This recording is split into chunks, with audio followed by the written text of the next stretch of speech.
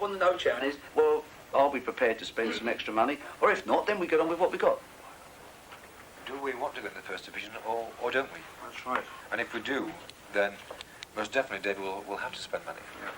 I agree with Paul. We've got to the stage now that we're a step away, and we've got a golden opportunity. There's no guarantee if we bought 5 new players, they're going to get up. I mean, that's football. Look at that, yes! Come on!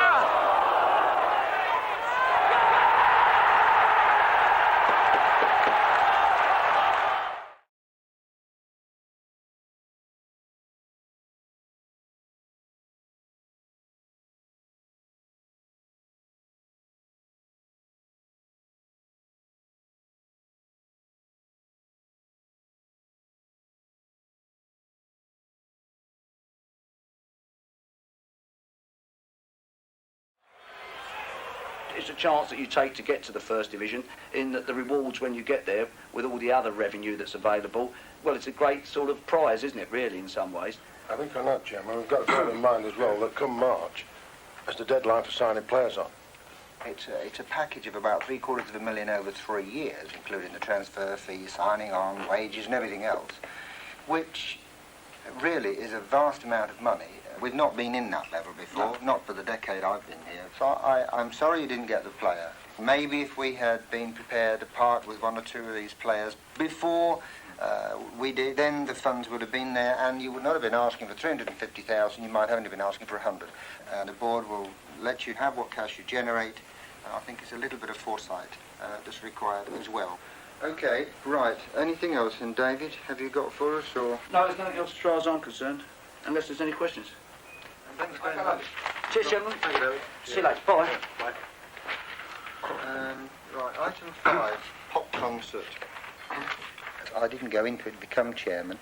I underwrote a share issue and finished up picking up most of the shares that were not taken up.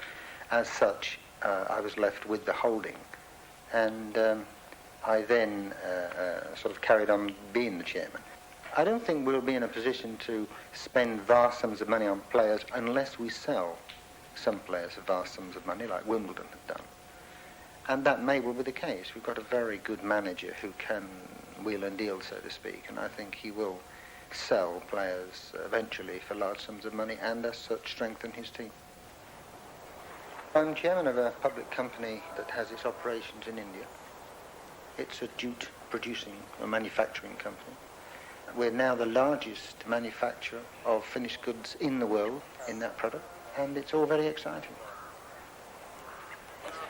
You can control the business pretty well all the time, but you can't control a football team, so it's a bit different.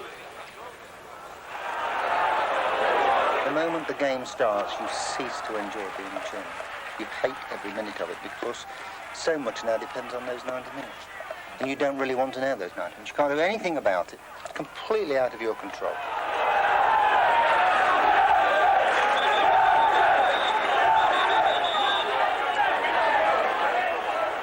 Chairman, you got a pen? Yeah. Oh, have you not got Don't worry about the nib at all. Okay. You're more important than the nib. I've enjoyed being the chair. Come on! We're a pretty good board. Dooley played for Sheffield Wednesday and he came over to us. He's been our commercial manager. Then we made him a director and then ultimately managing director. And our secretary, David Capper, who joined us from Stoke City 12 months ago. Mr. Laver is the managing director of Arnold Laver, big timber merchants and do-it-yourself shops all over this region. The family have connections with Sheffield United going back 40, 50 years. Mr. Ragg, who's been a lifelong supporter. Michael's in the builder's merchant business in Sheffield. His father's been on the board, I think, 40-some years, was chairman, and now is president of the club.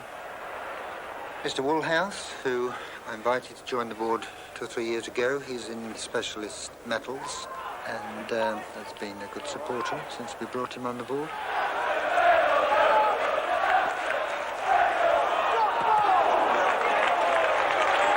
I've supported Sheffield United since I was 7 years old, and you're finding working towns like the Liverpools, the Manchesters, Sheffield and the North East football is a way of life. It's part and parcel of everyday life.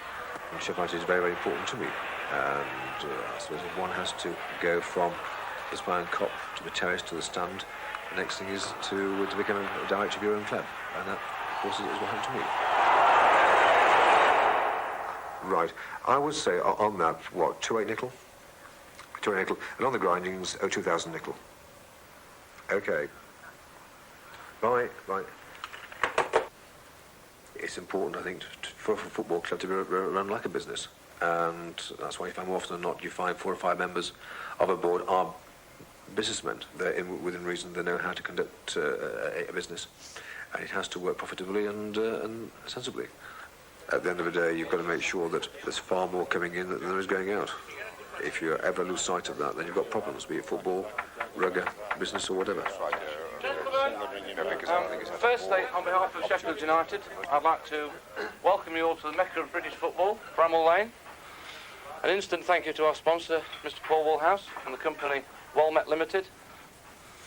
My name is Andy Dakin, I'm the commercial manager here at Sheffield United, and in a few moments we're going to go on a short tour of the dressing room area, take a few photographs of you all and have a wander out onto the pitch, see what the going's like, and then we'll come back up here and commence the festivities. Thank you.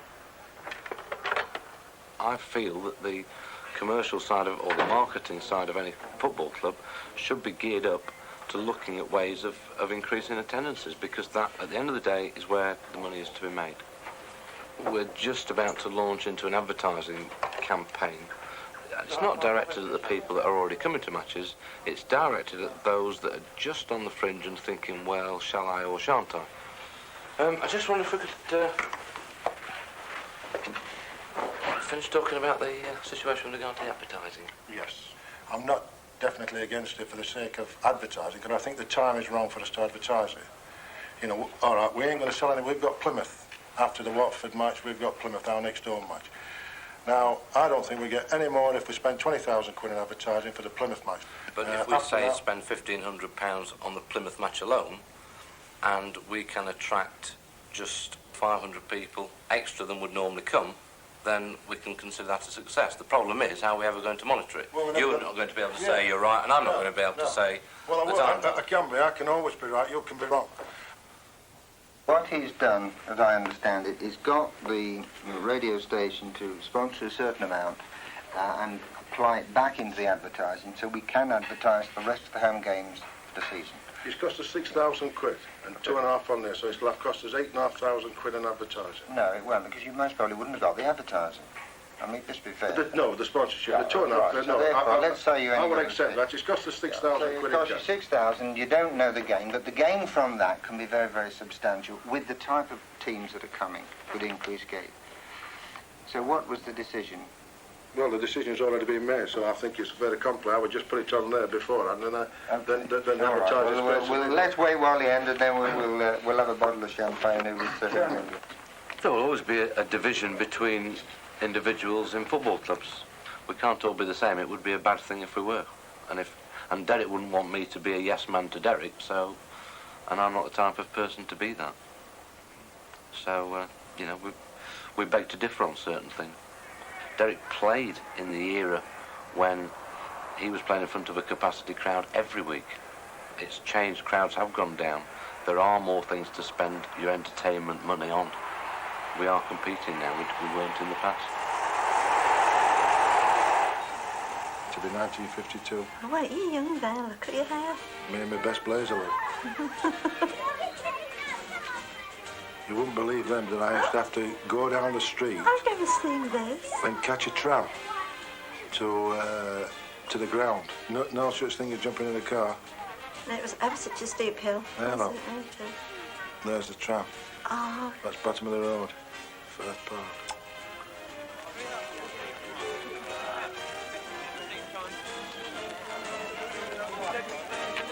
Most of the directors then must have had a good time, you know, in my days, because all they had to do with them was watch us play. The stadiums used to get filled more often than not.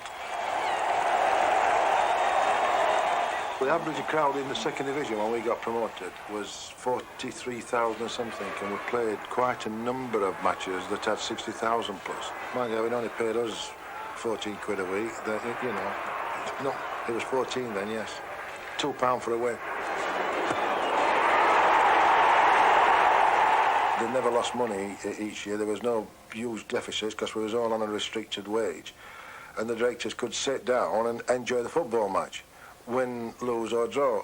And the managers then was not heads on the chopping block. He could have lost 4 or 5 matches, he could be bottom of the league.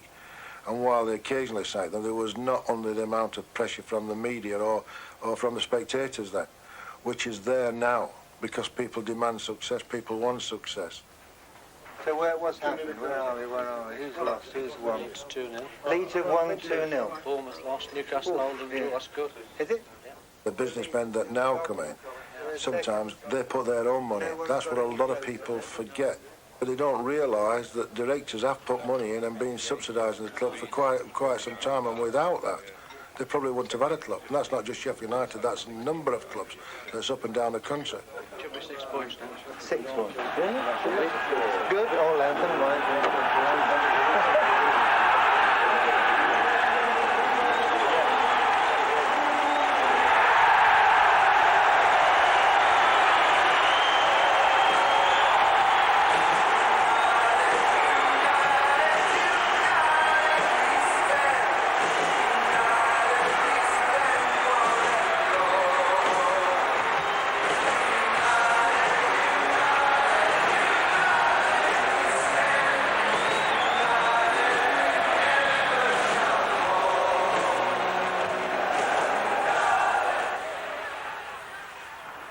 Our main problem is, you know, by the end of this season, we still spent about 250,000 on various fishes that have just come about because of Hillsborough.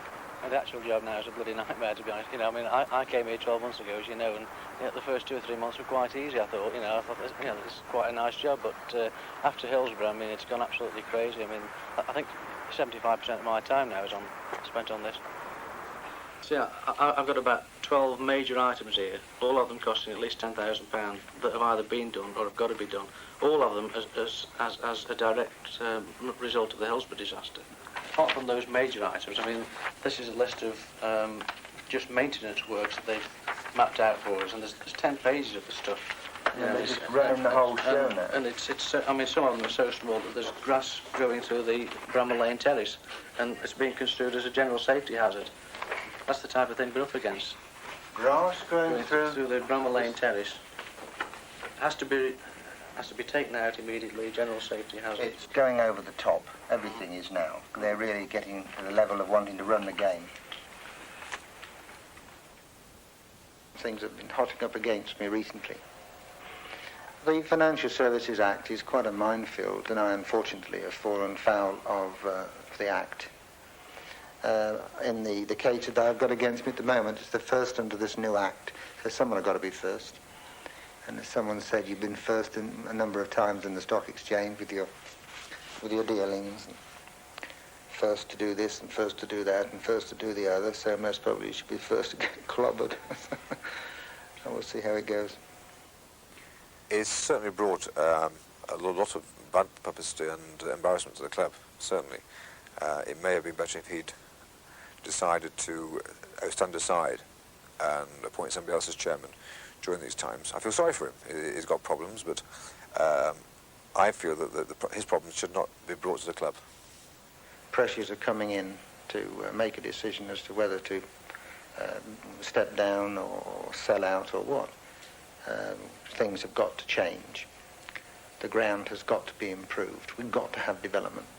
We've got to change John Street. We've got to rebuild John Street. I've got to rebuild the Cop. Can't be done unless we have commercial activity with it as well. And the council have made it clear that they are not going to do anything to help this club as long as I'm chairman. I mean, they've said that, so I may as well accept the fact. Well, I've got a bit of information that I must bring forward to the board today. I do have now a decision to make.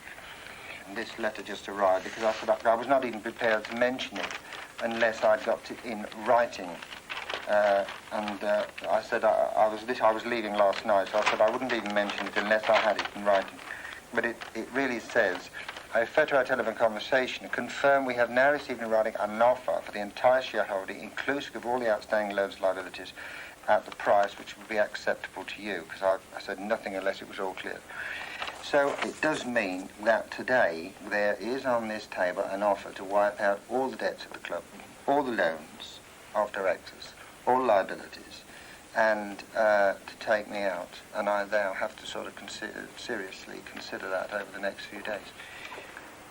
I will ask these people to have the entire package ready for presentation. So if I could call a board meeting together of every member, I'll do so, and we can discuss it. But I feel obliged to do it, especially in the light of most probably the development here. I don't know whether the council are going to fully cooperate with me there. They've made it plain they don't really want to, but it's a serious point, and it may well be that the time is right for a change at the helm. So, what would you think? What's your comment? I would think it's disappointing in a way that it's come now when we're on the verge of possibly going to the First Division and being able to pay our way. That's probably why it's come now. Yes, well, possibly, yeah. I think it wants a lot of serious thought, and I would also like to know who the people are. Well, right. The other thing, Chairman, is presume that he'll come on the board and he'll want, when you said there'll be a change of chairmanship, I expect it'll be the guy that's purchased the club. He's certainly going to sit in the body of the rest of the directors. Well, I don't know. I mean, that has not been said.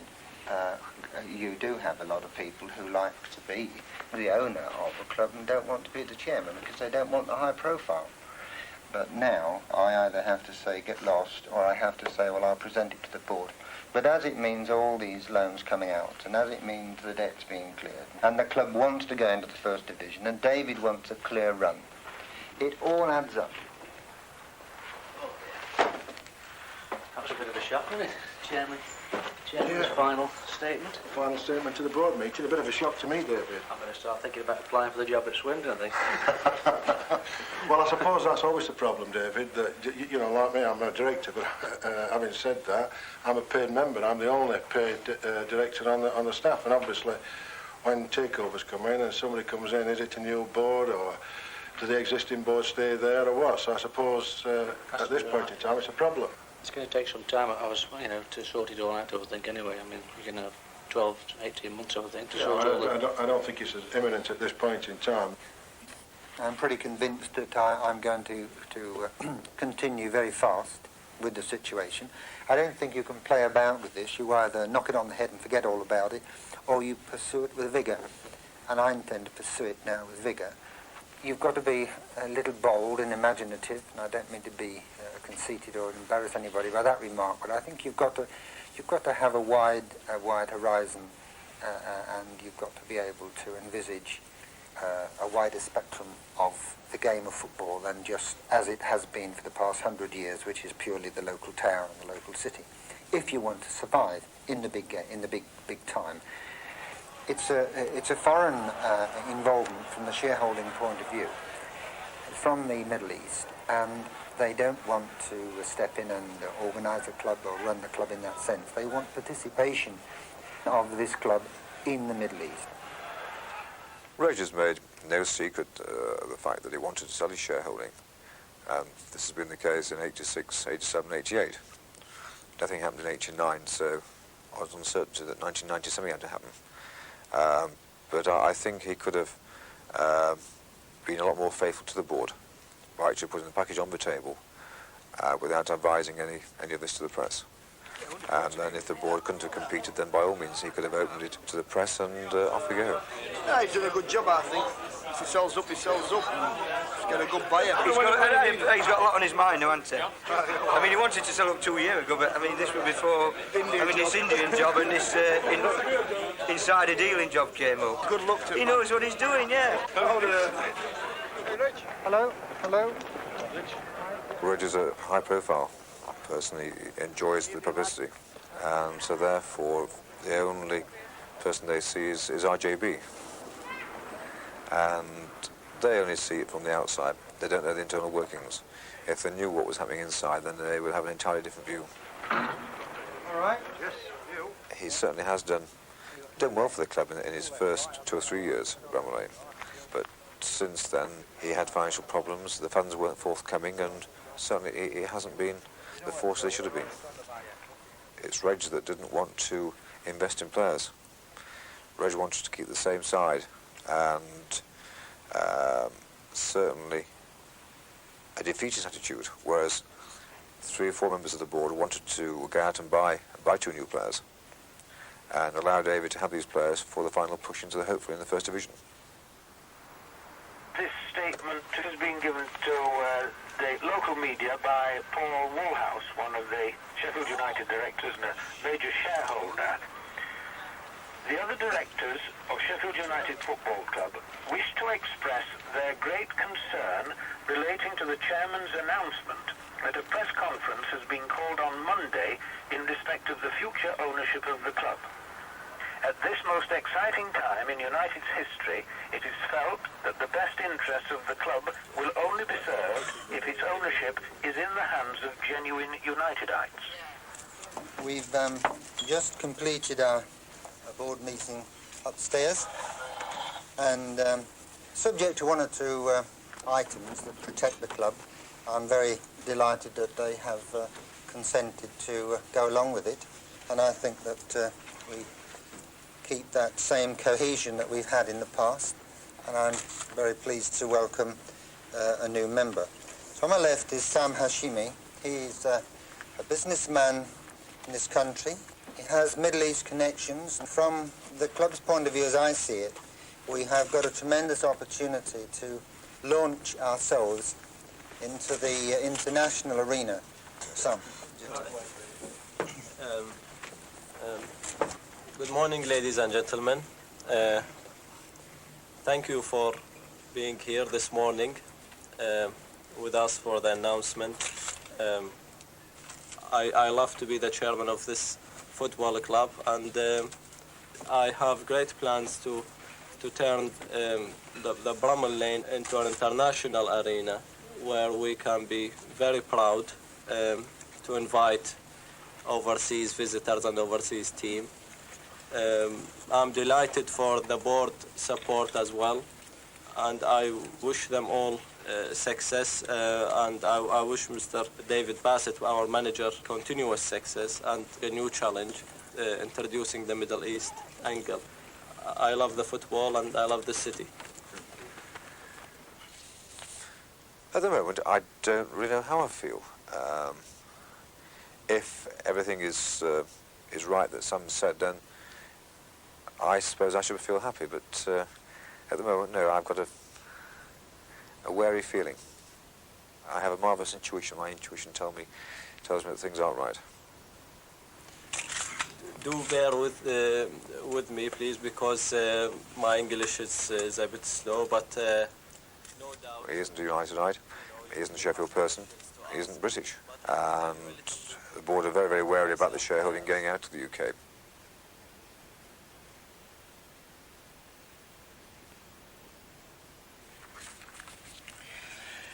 Okay, so the final statement then reads, albeit that the Board of Directors gave their qualified blessing to the involvement of Mr. Hashimi in the club earlier this month, recent publicity now leads them to believe that his involvement would not be in the best interest of Sheffield United and wish all negotiations to cease. Having only returned to this country 24 hours ago, I have caught up with the publicity of the past 3 weeks, and following discussions with my fellow directors, agree to request the shareholders to withdraw from involvement with Mr. Hashimi and remove the shares off the market from sale. There will be no further comments to this effect. Is that agreed? Yep, agree. Satisfactory, Chairman, yes. Yes, I think that's... And we're all happy with that? Get back to, yes. Back to square one. Get back to square one and run in the football club again. Get into the first division. Get into the First Division, that's right. Okay, well, that's fine. Can I just ask what happens now then, Mr. Brill? Is it status quo? Do you still own the shares? Still stay in the club as the chairman. The shares remain exactly where they have been for the past number of years. Is Mr. Hashimi aware of this decision? It's a stupid question to ask when you first heard it just about 2 minutes ago, sir. Is this an embarrassment to you, having signed an agreement with Mr. Hashimi on the purchase of your shares? The agreement was signed, it has let-out clauses, and they will be taken. Okay? Has the board asked you to resign today? No. I have never, ever been asked to resign. Okay? Hasn't all this damaged the club, Mr. Brewley? No, it's made a lot of people more aware of the high profile that football carries. Once you're a chairman, your life is not your own. Would it be possible to speak to Mr. Woolhouse as well, please, or can you... I will ask him if he'd like to make a comment, but we did say that after this comment we would forget all about it, but I will make that request for you. Thank you.